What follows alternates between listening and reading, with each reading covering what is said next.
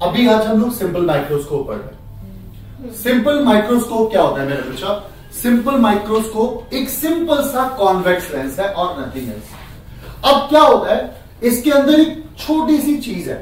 Simple microscope के अंदर एक लिमिटेशन है कि भाई वो इमेज को एक हद तक ही मैग्नीफाई कर सकती है, इससे ज्यादा मैग्नीफाई नहीं कर सकती, 10 टाइम्स मैग्नीफाई कर सकती है। बट अगर मुझे इससे ज्यादा मैग्निफिकेशन चाहिए तो मुझे क्या करना पड़ेगा? कंपाउंड माइक्रोस्कोप का यूज करना पड़ेगा, जहां पर एक से ज्यादा लेंसेज का यूज होता है। बट आज हम पढ़ रहे हैं सिंपल माइक्रोस्कोप, और माइक्रोस्कोप का मतलब है किसी भी चीज को हमें मैग्नीफाई करके पढ़ना। हमारा राइट सलोनी? यहां तक क्लियर है? Simple microscope, simple convex lens. आइए जरा इसके रे डायग्राम से देखते हैं कि हम इस चीजों को समझेंगे कैसे, मतलब कैसे उसको विजुअलाइज करते हैं। अब यहां पर क्या हुआ, ध्यान से सुनो। ये जो आपको दिख रहा है मेरे बच्चे, ये ऑब्जेक्ट है, ये ऑब्जेक्ट है। अब ये ऑब्जेक्ट में क्या होता है, इसकी एक रे होती है, ऐसे जाती है, और रे ऐसे जाकर ये यहां पे कहीं फोकस से मिल जाती है। ऐसे ही होता है। हाँ। क्योंकि भाई क्या होगा हमारे पास, ये फोकस होगा। ये हमारा क्या है? ए डैश, और ये क्या है हमारा? B dash. ए और बी है बस। ए और बी है, सॉरी, इसका सिंपल ए और बी ले लो। ये हमारा सिंपल ए और बी है। डन मेरा बेटा? ये हमारा ऑब्जेक्ट है। अब रे यहीं से तो नहीं गई होगी, रे तो इसके सेंटर से भी पार होगी, ऐसे पार होगी, पार होगी।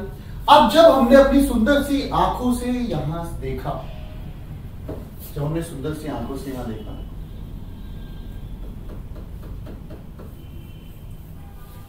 जब हमने यहां पे अपनी सुंदर सी आंखों से इसको देखा, तो क्या हुआ, यहां पर वर्चुअल इमेज फॉर्मेशन हुई। इसी साइड क्या हुआ, एक वर्चुअल इमेज फॉर्मेशन हुआ। अब पता है कैसे वर्चुअल इमेज फॉर्मेशन होगा? ये देखो, ये रे ऐसे कहीं गई होगी, डन। यहां से ये रे, यहां से ये रे ऐसे कहीं गई होगी, ऊपर वाली में नीचे कर दो थोड़ा। भाई साहब बहुत ही गुड। नहीं, इस वाली को थोड़ा नीचे कर दो ना। फिर कोई नहीं समझ आ रहा है।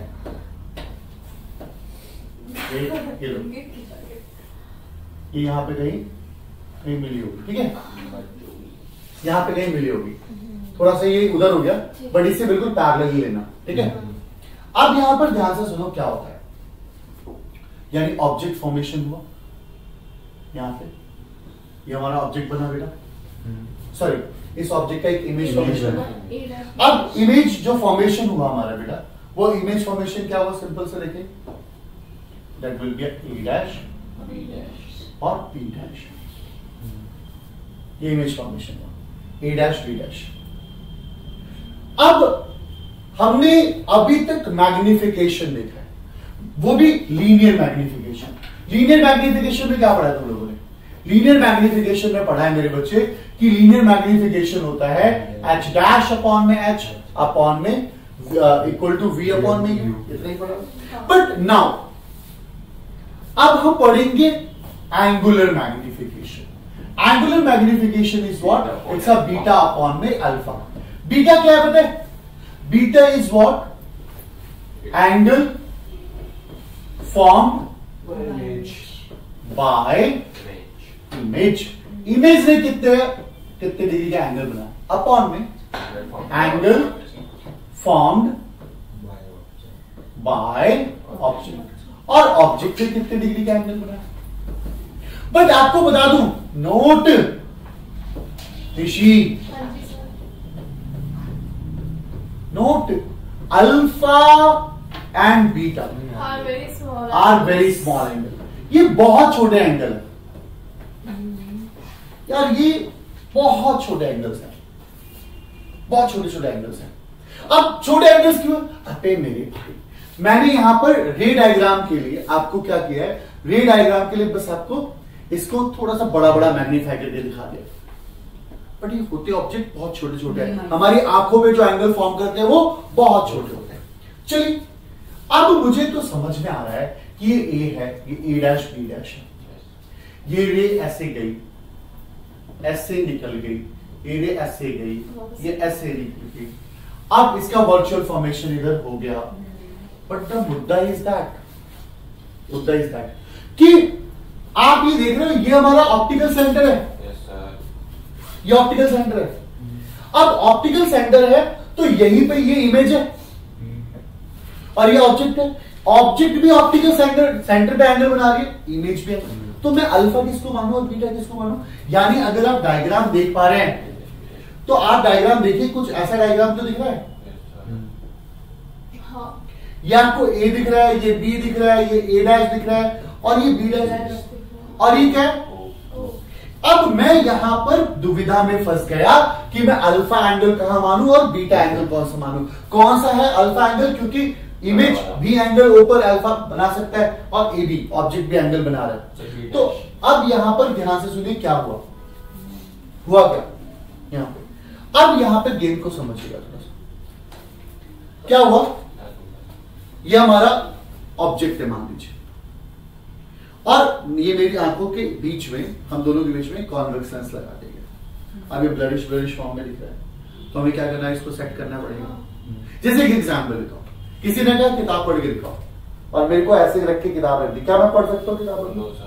मुझे कुछ भी नहीं दिख रहा, मुझे बस ब्लैक ब्लैक और व्हाइट व्हाइट कुछ दिख रहा है। मैंने क्या किया? इसको थोड़ा गैप लिख रहा है। भाई साहब अभी भी कोशिश कर रहा हूं पढ़ने की, पर ब्लरिश दिख रहा है और कुछ भी समझ नहीं आ रहा, आंखों पे बहुत जोर कर रहा हूं। मैं थोड़ा और दूर किया, अभी भी पढ़ रहा हूं, मैं पढ़ पा रहा हूं, बट कितनी देर तक? थोड़ी देर तक आंखों में दर्द हो जाएगा, सर में दर्द हो जाएगा। बट मैं जब least distance of distinct vision पे आऊंगा तो मैं कॉन्टिन्यूअसली पढ़ पाऊंगा और आराम से चीजों को पढ़ पाऊंगा। बोलो भाई ना, यहां तक मामला क्लियर है? तो सेम एज इट इज, जब यहां पर इस लेंस, ये हमारा क्या है? ये हमारा सिंपल कॉन्वेक्स लेंस है। ये सिंपल हमारा कॉन्वेक्स लेंस है। इस कॉन्वेक्स लेंस के और आंखों, देखो ये ऑब्जेक्ट है, ऑब्जेक्ट और आंखों के बीच में आ गया कॉन्वेक्स लेंस। पता ही क्या करता है? ऑब्जेक्ट वही रहता है, ऑब्जेक्ट वही रहता है, ये ऑब्जेक्ट वही रहेगा, बस क्या करता है? इसकी इमेज को जस्ट शिफ्ट कर देता है। कहां पे करता है? Least distance of distinct vision. ये least distance of distinct vision पता है कहां होगा? ये least distance of distinct vision आपका यहां होगा।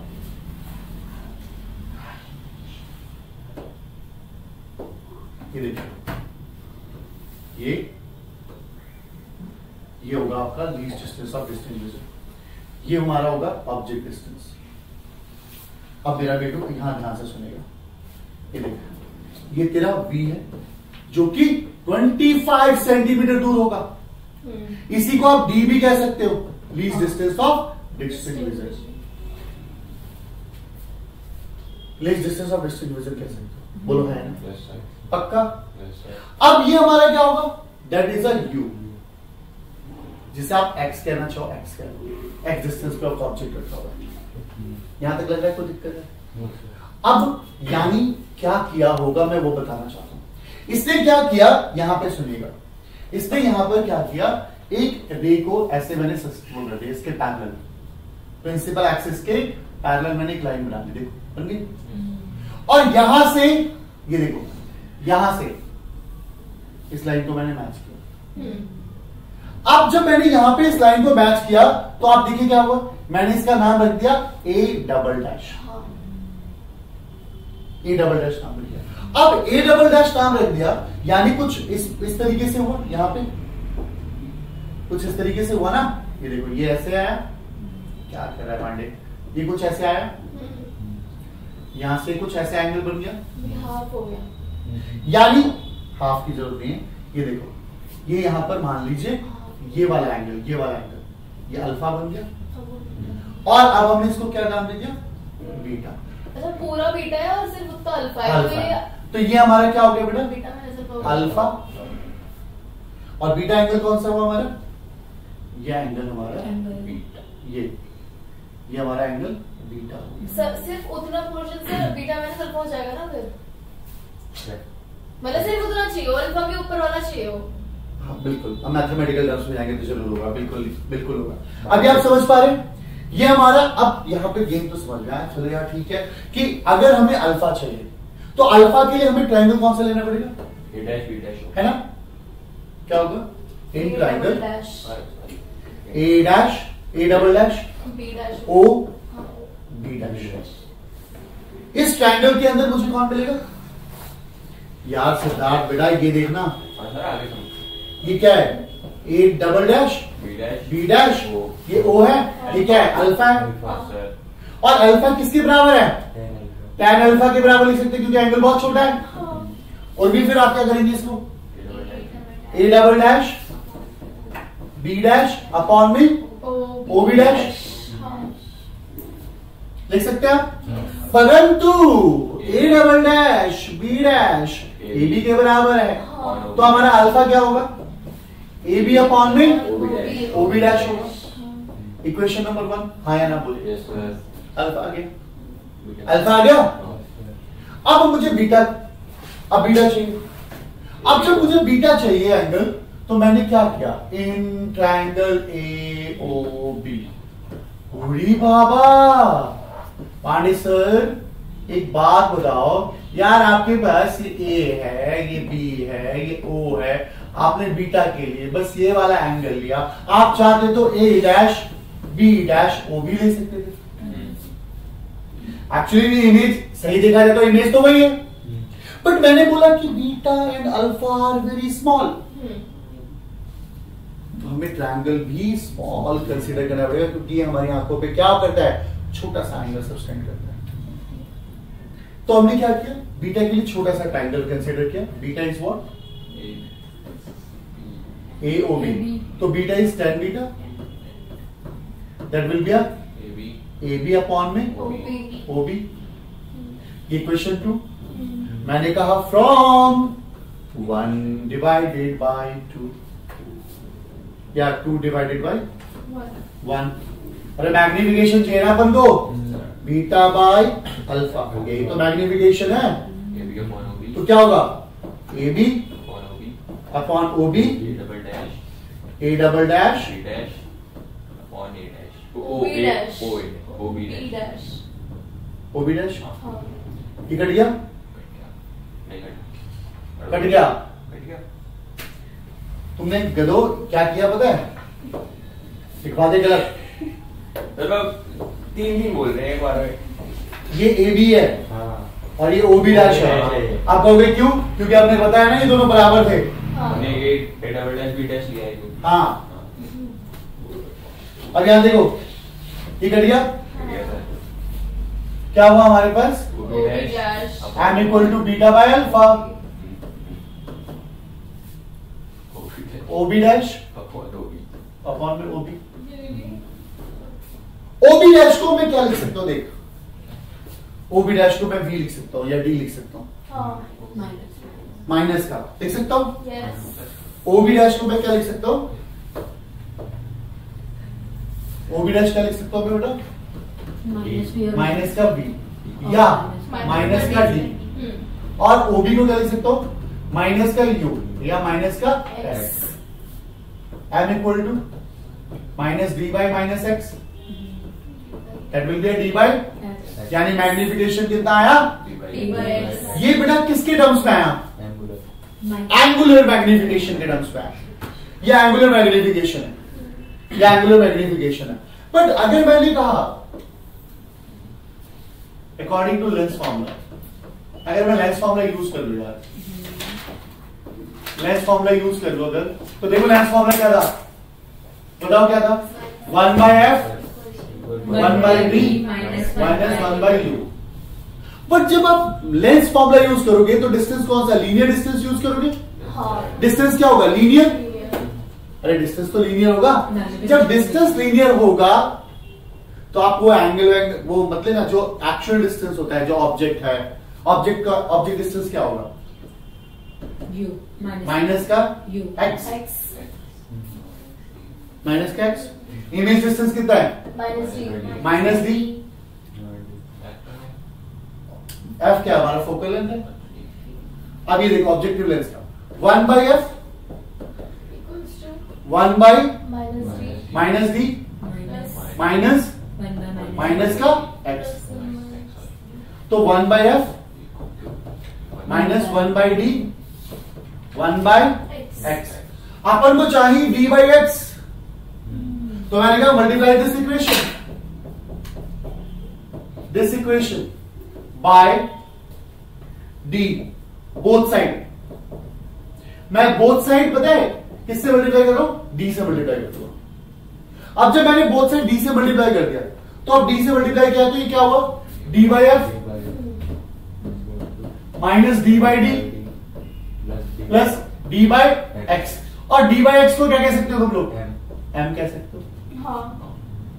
अब ये कट गया, 1 हो गया, तो ये देख d/f माइनस 1 प्लस m, इसको इधर ले आओ तो मैग्निफिकेशन क्या होगा, 1 plus d/f। This is all about the magnification. तो मैग्निफिकेशन आ गया हमारा क्या, m equal to 1 plus d/f, and this is all about the magnification of simple microscope. अब आपको पता है यार यहां पर f क्या है, फोकल लेंथ ऑफ लेंस, और d क्या है, least distance of distinct vision, least distance of distinct vision. Done बेटा, clear? This is the derivation of simple microscope.